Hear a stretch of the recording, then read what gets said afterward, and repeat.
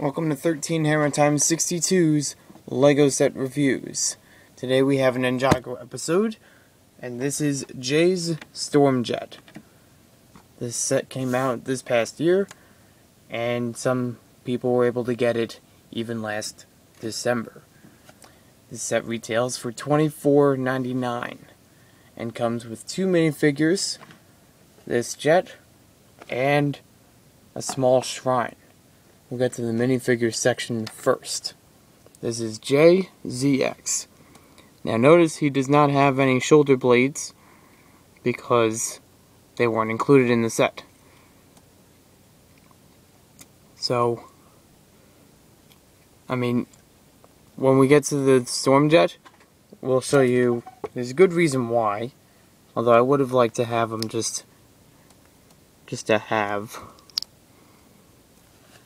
Otherwise, we'll need to get him from another set. And here's our second minifigure. This is Snappa. He is from the Vampire section of the Serpentine, the Vampire tribe. And their venom causes people or objects to turn into snakes, or snake-like things, which is why a lot of snake-related sets for the Serpentine have snake vehicles. So we'll fit Jay back in here. We'll show you all around. This cockpit is not big enough to fit Jay with his shoulder pads. That's probably one reason why it's not included in this set. Another would be, I don't know. I think that's the main reason that it's not included in the set. Just so you know, the lever can't really reach him, but let's just say it can. Because there's no way that I can move it up. You can move him up a little bit, but he gets blocked by these. I think it's fine as it is. You know that he's piloting it. It closes nice and tightly.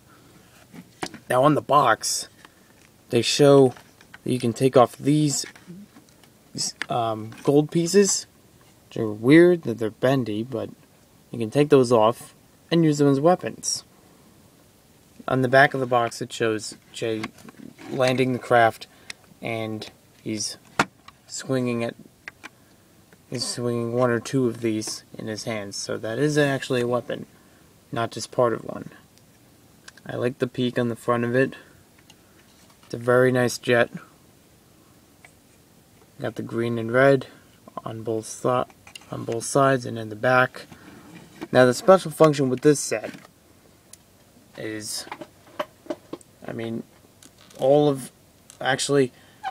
except Zane's vehicle can have a little action and transform.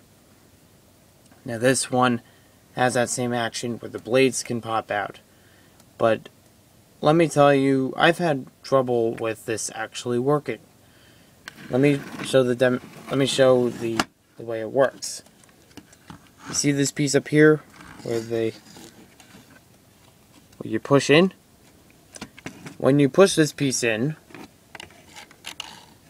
it'll move and unclip these two when the little piece is down there. I'll separate this to show you. That clips in here, and it clips in the same on the other side. There's a rubber band that connects to the ends of each of these wings, and it's supposed to go around this into the other side. Now I kept the rubber band like this so I can get the best action out of it, because every time I've tried to open up the Stormjet, the wings do not fully expand. And I've thought this is a big problem. Well, not a big problem. It still doesn't destroy the set or anything, but I thought that was kind of strange because on the box it had all the wings expand out in just one click. Let me show you how this will work. By the way, we'll get to that.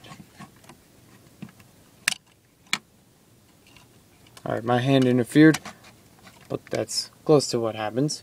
Let me try it from this view. My hands are not in the way.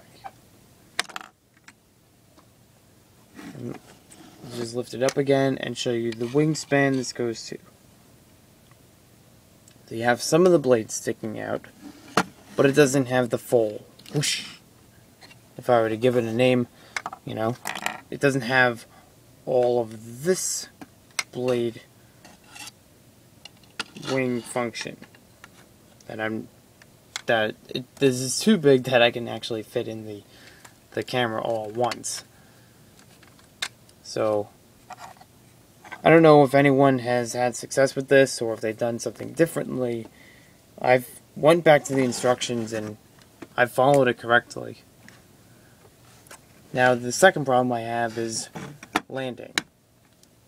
The only way that you can sit this somewhere, whether in storage or for display, is how I sit it right here now. Because you obviously don't land planes on the peak. Just the front anyways. But I certainly can't land them on the back and have a stand made on the back. Because these fins reach lower than the rest of the plane. So that part sometimes would break off. This whole section here. That's enough for the plane. I think this is very good. Even if you're not in a Ninjago, it looks like a cool, quick jet plane. Even in this motor section, they have little pistons made from the 1x1 round pieces. And I kind of like those. I'm seeing them more in sets, and it's a nice piece. So now we have Rattler's Vampire Shrine. You have a little section down here where there's lava flowing, or not lava, but toxic flowing through. And I gotta love these 1x2 brick pieces. Those are great. It really says brick, you know. And it also has just going along like that on the other side, which can be also used. This is the Vampire staff, and in comparison with the minifigure, it's a little bit taller than him. Fits nicely onto here. I gotta like this shrine because it's one of the few structures in the 2012 Ninjago, you know, that's not a vehicle. So it suits well. It works well for a shrine. And the construction for it is very simple. So anybody can build it. If you really wanted to, you could use these torches as a weapon. Of course, in Ninjago, you have a lot of things that can be used as weapons. So I wouldn't be wrong in thinking, use the torches. Why not? So I think this is a very good set for $25. For the price compared to the pieces, it's reasonable. When you look at what we have here, this takes a lot of pieces to build for the fling open function too, and for just even its basic construction along in here, and the cockpit is nice to have. You can also see that these are stickers on here, not decals. They're not printed on. These are all stickers, and on the fins on the back, those are stickers. Whereas the rest of it, you have the symbol here for the Vampire. That is not a sticker. So, thanks for watching this review. I realize that this is my 19th review for 13 Hammer Time 62. Stay tuned for my epic 20th review. I promise you, it's going to be amazing. It's going to be an older set, but it's a set that you'll want no matter what. It's a great price, and you get a lot of features.